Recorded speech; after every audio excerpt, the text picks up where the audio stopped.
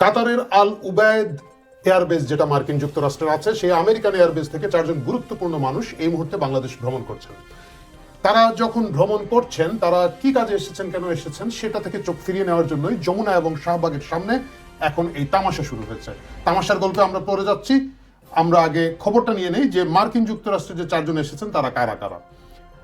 North east news report করেছে যে প্রথম জন হচ্ছেন তারা লিন আলেকজান্দ্রিয়াস ফ্রাইডরার। আমি ভাই এই ইংরেজি নামগুলোর উচ্চারণ ভুল হলে মাফ করে দিবেন, আমি বাঙালির পোলা, এত কিছু বুঝে বলতে পারি না। যাই হোক, উনিকে director of logistics, supply chain and planning, logistics support দিবে, সাপ্লাই চেন ম্যানেজ করবে এবং প্ল্যানিং পরিকল্পনা করবেন, সেটা director. Who is also a combat mission support commander. Defence contractor আরেকজন এসেছেন, তিনি হচ্ছেন ডেভিড থমাস রেফেন্ডা বাবার ও হোয়াট এভার, আমি নামগুলো আপনাদেরকে কোথাও দিয়ে দিব না, আপনারা সার্চ করে নেবেন। A product sales manager, arms dealer হিসাবে যারা কাজ করে থাকেন, এবং Michael Corey Thacker, senior director fleet operation. Fleet operation মানে আপনারা জানেন যে যারা ফ্লিটগুলো নিয়ন্ত্রণ করে, পরিবহনগুলো যারা নিয়ন্ত্রণ করে, সেটার সিনিয়র ডিরেক্টর।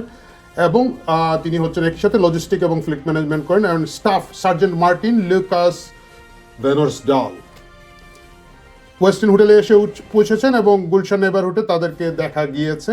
এটা হচ্ছে আপাতত রিপোর্ট। যাই হোক, তারা কবে এসেছেন? তারা বৃহস্পতিবার এসেছেন, মে মাসের 8 তারিখে। Bangladesh security service said that USAF officers, all said to be contracted with the Defense Intelligence Agency DIA, may have been based out of Al Ubaid Air Base, which is 65 kilometers southwest of Doha. দোহা থেকে 65 kilometre দূরের এই এয়ারবেজে এই 4 জন কাজ করে থাকেন। আপনাদের অনেকেরই মনে আছে, কিছুদিন আগে আমাদের সেনাপ্রধান দোহায় গিয়েছিলেন, জেনারেল ওয়াকার সেখানে গিয়েছিলেন। দুটো কাকতালীয় কিনা না আমরা জানি না, কাকতালীয় কুকিরতালীয় যাই হয়ে থাকুক, এই হচ্ছে ঘটনা। এবং তারা কেন এসেছেন? আল উবায়দ সার্ভস এ হেডকোয়ার্টার্স লজিস্টিক বেজ। তারা লজিস্টিক বেজ করে দোহাতে আল উবায়দ যেটাতে আছে, সেখানে তাদের হচ্ছে লজিস্টিক ডিপার্টমেন্ট, সেখান থেকে তারা জিনিসপত্র পাচ করে থাকে। এর আগে এখানেও বলা হচ্ছে যে general Wakeruzzaman went to 2-day visit to Qatar on May 3, May মাসের 3 তারিখে তিনি গিয়েছিলেন কাতারে। He was accompanied by the brigadier general Golam Mohiuddin Ahmed, director of ordnance organisation, এবং earlier brigadier general Ahmed was in the commander of the Bandarban base 69 infantry brigade. বান্দরবনের infantry ব্রিগেডের commander ছিলেন তিনি, তাকে সাথে নিয়ে গিয়েছিলেন কাতার ওয়াজের QA 639 ফ্লাইট নাম্বারে। Bangladesh security service source said that the 4 USF personnel will be in Dhaka till such a time, ততক্ষণ পর্যন্ত, that a cargo plane carrying large containers, একটা কার্গো প্লেন আসবে, large container, arrives at Shahjalan International Airport. Already a separate airside location has been embarked for that cargo, which might contain lethal supplies. Lethal supply আসতে পারে, কোনো একটা অস্ত্রের গাড়ি আসতে পারে, বিরাট কার্গো আসবে বলে আশা করা যাচ্ছে, এবং সেটা যতক্ষণ এসে পৌঁছাবে না, এই 4 জন বাংলাদেশে থাকবেন।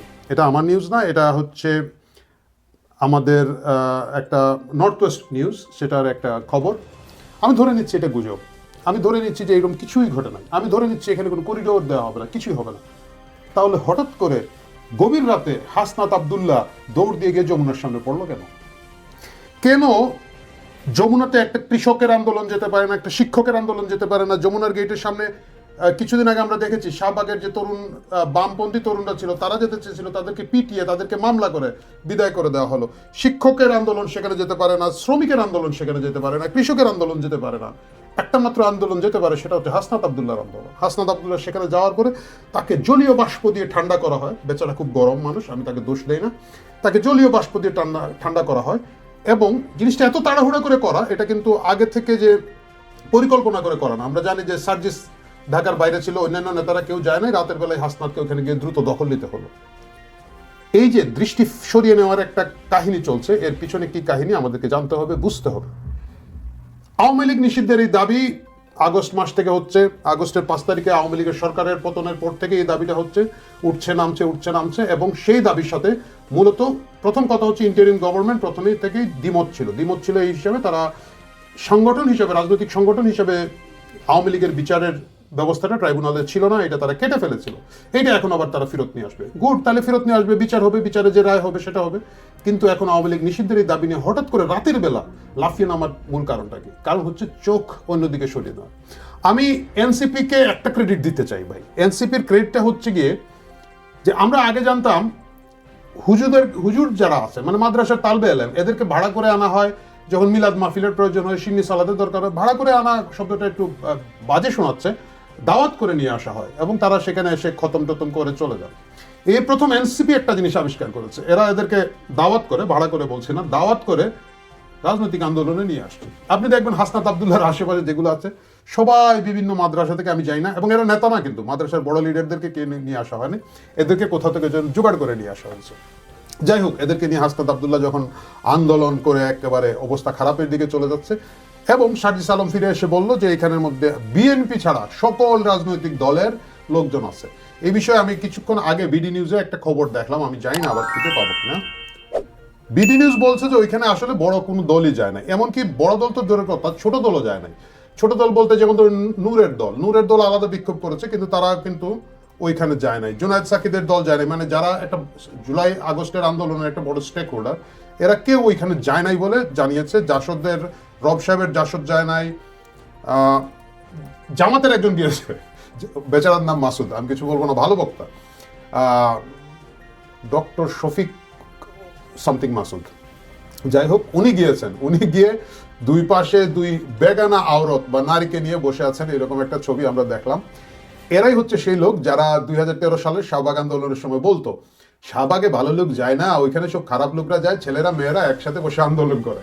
এই কথা যে লোকটা বলতো সেই লোক ওইখানে গেছে। আরেকজন গেছে দেখলাম, মুফতি সামথিং, খুব জ্ঞানী একটা লোক আছে আমাদের, ওই যে যিনি m²2² এরকম কি যেন করোনার ওষুধ আবিষ্কার করেছিল, মনে আছে? হিটলার যে মাটির নিচের একটা জগতে একটা গর্ত দিয়ে পালিয়ে গেছে, মুফতি ইব্রাহিম, বৈজ্ঞানিক মুফতি ইব্রাহিম সাহেব এখানে গেছে। এই সবগুলো তামাশা নিয়ে ওরা প্রথমে যমুনাতে একটা তামাশা করার চেষ্টা করলো, পরে যমুনা থেকে তারা ইসলামী ছাত্র শিবির জিন্দাবাদ, ইসলামী ছাত্র শিবির জিন্দাবাদ স্লোগান দিতে দিতে এখন শাহবাগে এসেছে। শাহবাগে এসে তারা হইচই করছে। আমি জানি না এই হইচই কতক্ষণ পর্যন্ত থাকবে। তাদেরকে ঠান্ডা বাতাস করা হচ্ছে, পানি দেওয়া হচ্ছে, তারা সেই ঠান্ডা পানি এবং বাতাস খেয়ে সেখানে কিছুক্ষণ বসে থাকবেন। কতক্ষণ বসে থাকবেন? যতক্ষণ পর্যন্ত না করিডোরের মাল সামানা এয়ারপোর্ট দিয়ে খালাস হয়ে যায়। এই হচ্ছে অবস্থা, এই হচ্ছে এই ভাড়াটিয়াদের কারবার। এখন এরা বলছে সব দল এখানে এসেছে, বিএনপি কেন আসে না? কারণ ওরা জানে এখন বিএনপির লোক বল ছাড়া এখানের মধ্যে আসলে লোক জমানো যাচ্ছে না। আমি যেটা দেখলাম শাহবাগে যে পরিমাণ লোক হয়েছে, এর চেয়ে মানে অনেকে বলছেন যে সেলিনা হায়াত আইভির বাসার সামনে এর চেয়ে বেশি লোক হয়েছে, সেটা ভিন্ন কথা। সেলিনা হায়াত আইভি একজন পপুলার নেতা, তার বাসার সামনে লোক হতে পারে।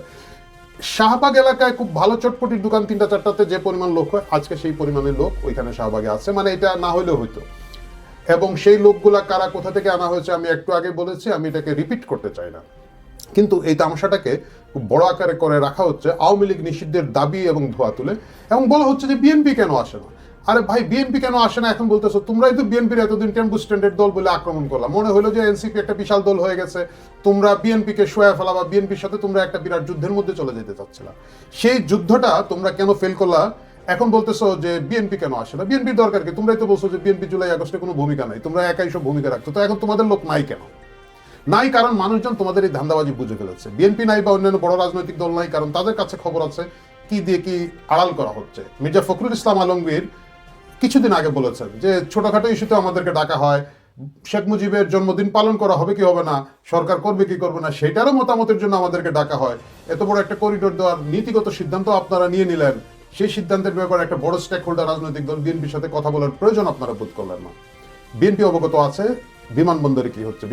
বিএনপি এবং অন্যান্য রাজনৈতিক দলের যারা শীর্ষ নেতারা আছে তারা জানে কোথা থেকে চোখ ফেরানোর জন্য কোথায় এটাকে নিয়ে আসা হয়েছে। প্রিয় দর্শক, আমরা যেন সচেতন থাকি, আমরা যেন বুঝি যে বারবার ঘুঘু তুমি খেয়ে যাও ধান, এবার যাতে আমাদের সবার চোখে ঠুলি পরিয়ে আবার নতুন কোনো নাটকের উদ্ভব না হয়, আবার যাতে কোনো সোশ্যাল মিডিয়া হাইপ তৈরি করে এমন কিছু করা না হয় যেটা চূড়ান্তভাবে এই দেশের জন্য ক্ষতি হয়ে যায়, এই দেশের জন্য একটা বিপদ হয়ে দাঁড়ায়। সকলেই রাজনৈতিক সচেতন, সকলেই যার যার জায়গা থেকে রাজনৈতিক অবস্থান নেবেন। সেই অবস্থানটা যাতে সততার সাথে হয়, সেই অবস্থানটা যাতে দেশের স্বার্থের পক্ষে হয়, যে কোনো দলের হোক দেশের স্বার্থের পক্ষে হয়।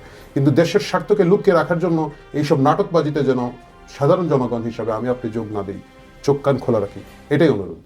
ভালো থাকবেন, কথা হবে পরের পর্বে। আওয়ামী লীগকে কিভাবে এখন দুর্মুজ দেওয়া হবে, সেকেন্ড লেভেলের দুর্মুজ দেওয়া হবে সেই বিষয়ে। কারণ হচ্ছে রিফাইন্ড আওয়ামী লীগের ফর্মুলা ব্যর্থ হয়ে গিয়েছে এবং সেটা কিভাবে ব্যর্থ হয়েছে সেটা নিয়ে কথা বলবো আমরা আগামীকাল। দেখার আমন্ত্রণ নিয়ে এই পর্ব এখানে শেষ করছি। ভালো থাকুন।